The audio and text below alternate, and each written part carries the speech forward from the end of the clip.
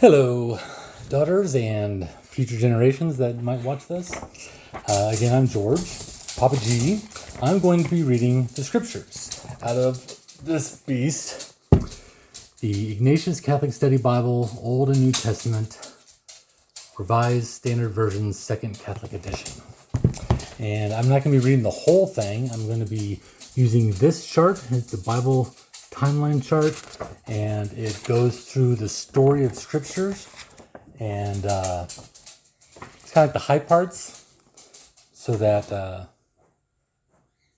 says here on the front, organizes biblical history from creation through the establishment of the church, identifies key people, places, and 70 pivotal biblical events, shows how God's family plan unfolded within the context of secular history. So it's a visual overview of salvation history. So let's get started. And this will be unedited, so whatever's there is there. You could possibly leave it to listen to in the future as you're going to sleep or something. So there's a lot of stuff at the beginning of this. We're going to get to the actual start of a whole bunch of introduction here. Skip all that. There's a study Bible, so it's explaining some things. All right. The first book of Moses, commonly called Genesis. 6 days of creation and the Sabbath. In the beginning, God created the heavens and the earth. The earth was without form and void, and darkness was upon the face of the deep, and the Spirit of God was moving over the face of the waters. And God said, "Let there be light." And there was light. And God saw the light was good, saw that the light was good. And God separated the light from the darkness. God called the light day, and the darkness he called night. And there was evening, and there was morning, one day. And God said, "Let there be a firmament in the midst of the waters, and let it separate the waters from the waters." And God made the firmament and separated the waters which were under the firmament from the waters which were above the firmament. And it was so. And God called the firmament heaven, and there was evening, and there was morning, a second day. And God said, "Let the waters under the heavens be gathered together into one place, and let the dry land appear." And it was so. God called the dry land earth, and the waters that were gathered together he called seas. And God saw that it was good, and God said, "Let the earth put forth vegetation, plants yielding seed, and fruit trees bearing fruit, in which is their seed, each according to its kind upon the earth." And it was so. The earth brought forth vegetation, plants yielding seeds according to their own kinds, and trees bearing fruit, in which is their seed, each according to its kind. And God saw that it was good. It's a little higher. It's a big, thick Bible. And sorry, I lost my place. And it was so, the earth brought forth vegetation, plants yielding seed according to their own kinds, and trees bearing fruit, in which is their seed, each according to its kind, and God saw that it was good. And there was evening, and there was morning, a third day. And God said, "Let there be lights in the firmament of the heavens to separate the day from the night, and let them be for signs and for seasons and for days and years, and let them be lights in the firmament of the heavens to give light upon the earth." And it was so. And God made the two great lights, the greater light to rule the day, and the lesser light to rule the night. He made the stars also, and God set them in the firmament of the heavens to give light upon the earth, to rule over the day and over the night, and to separate the light from the darkness. And God saw that it was good, and there was evening, and there was morning, a fourth day. And God said, "Let the waters bring forth swarms of living creatures, and let birds fly above the earth across the firmaments of the heavens." So God created the great sea monsters and every living creature that moves, with which the waters swarm according to their kinds, and every winged bird according to its kind. And God saw that it was good, and God blessed them, saying, "Be fruitful and multiply, and fill the waters in the seas, and let birds multiply on the earth." And there was evening, and there was morning, a fifth day. And God said, "Let the earth bring forth living creatures according to their kinds, cattle and creeping things, and the beasts of the earth according to their kinds." And it was so.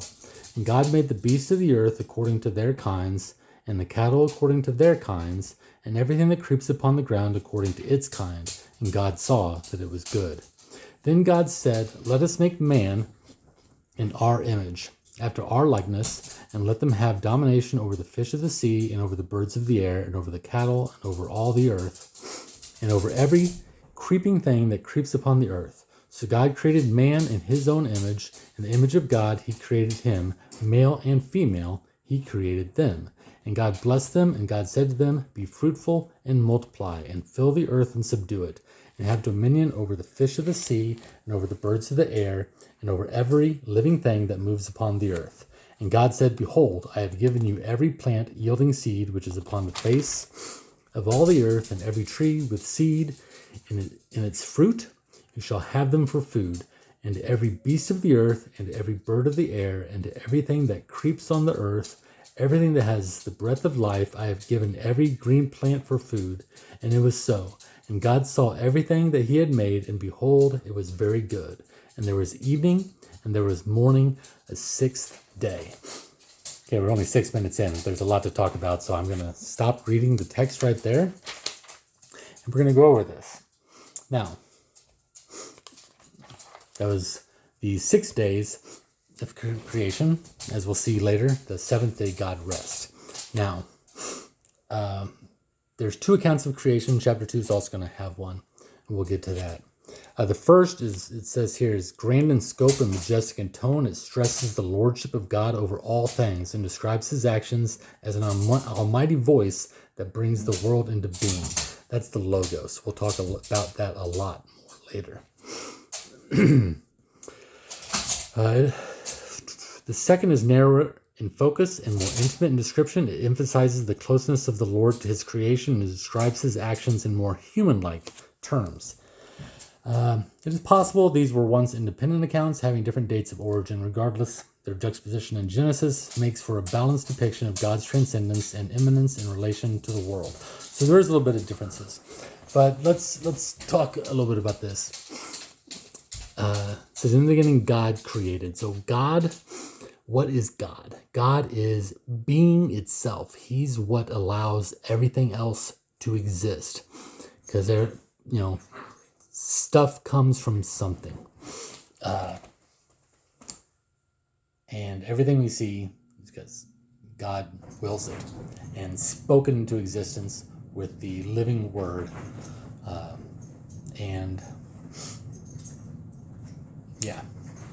So I lost my train of thought. It's going to happen a lot.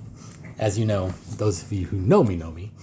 But he was above the earth. It was without form and void, and darkness was upon the face of the deep. And the Spirit of God is moving over the face of the waters. And later, when he's creating the humans, God says, "Let us make man in our image." Now, it's kind of weird. He's talking in plural. But that's just a quick hint in the very beginning of Scripture that God is triune, that he's Father, Son, and Holy Spirit. That's the us that he's talking about there. And it's a very complicated thing. It's easy to fall into heresy describing the Trinity. We'll get into that more in depth later, because at that time it's hard to see, obviously, that there is such a thing as a Trinity. God reveals himself to us little by little, so we can get used to it. He treats us like children, gives us milk first, then solid food. And so sea monsters. I'd also like to point out a couple other things. Notice we had the different days, and on day 4, the sun and moon were created. Now, if the Big Bang happened, that's what science is telling us right now, which was actually a concept thought of, or a theory thought up of, by a Catholic priest years ago. Don't remember his name right now. Not important. I don't know. He deserves credit, but I don't remember his name. So day 4 is the sun and the moon. So this is obviously not in the church's account a literal depiction of how creation happened. It's basically just telling simple humans, because how in the world can we understand the creation of everything? The basics of what happened. But when you think about it, there was the Big Bang explosion, everything spread out everywhere, gases collected, and other stuff collected, and eventually the gases collected enough to become stars and planets and everything else. And it's got to form a little bit by bit. And the beginning, let there be light, that light was not the sun, because the sun is day 4. So day 1 it says let there be light, boom, that would be a lot of light, the Big Bang. So yeah. But it's also obviously not literal. I mean, he's over the face of the waters before he says to let there be light. So this isn't, it's just an account. This is not a science book, but science and faith are not in conflict. If something seems to be in conflict, as we've looked at history and learned in history and science and reason, that the more we look at stuff, the more we find that when something's in conflict with what we understand here, it's either we're not interpreting this correctly, or the science is wrong. And science has been wrong many, many times throughout the centuries. It's just the nature of science. You learn and you make an idea, and it seems to be true, and then it ends up not true. So that happens all the time. So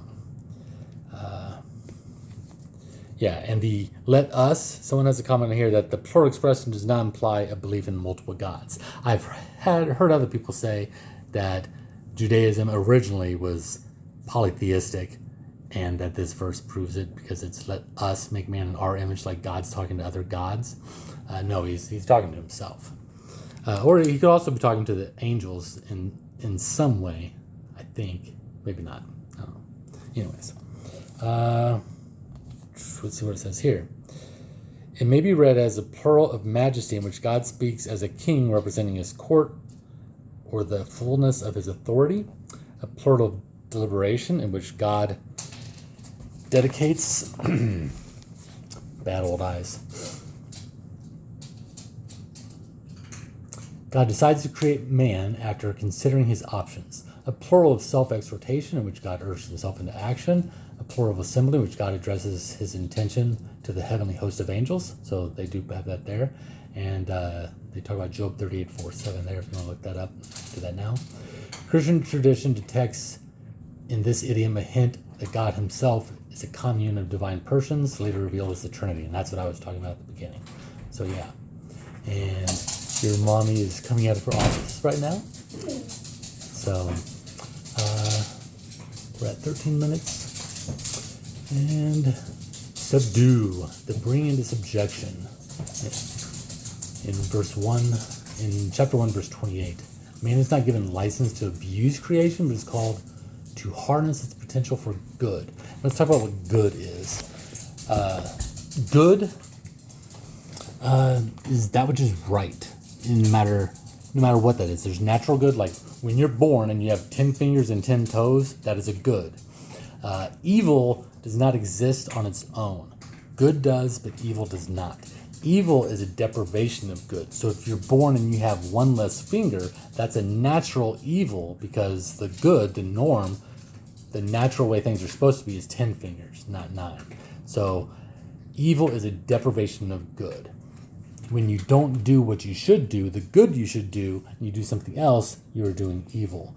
But evil doesn't exist on its own. Good does. God did not create evil. He created good. He is good. And the things he created is good. Being is good. The fact that we exist is good. So yeah, that's good. Then every plant, man and animals are supplied with diet of natural produce. Neither is a carnivore in the beginning, since the shedding of lifeblood, which is necessary for the consumption of meat, is inconsistent with the harmony between creatures that reigns in the primeval state, not until the disharmony of sin invades the world are animals given as food, and then only as a divine concession. So that's later in chapter 9, verse 3 and 4. We'll see that. And in chapter 1, verse 31, he uses very good. God is pleased and delighted with the whole ensemble of creation. This final assessment comes after he approves its individual parts in verses 4, 10, 12, 18, 21, and 25 on the 6 days. And then we'll get to chapter 2 and the resting of God. So that is chapter 1 of Genesis. There's a lot there. More to be said, but I guess we'll talk about the sexual distinctions of man and women. That's what God willed. Male and female, he created them, and that's for a purpose, and you cannot change your sex. Those in the future might wonder what in the world I'm talking about, but that's actually an issue in this day of people. When you don't believe, truth, you'll believe anything. And that's what's going on today. But that's it for now, and I will read more tomorrow. Bye.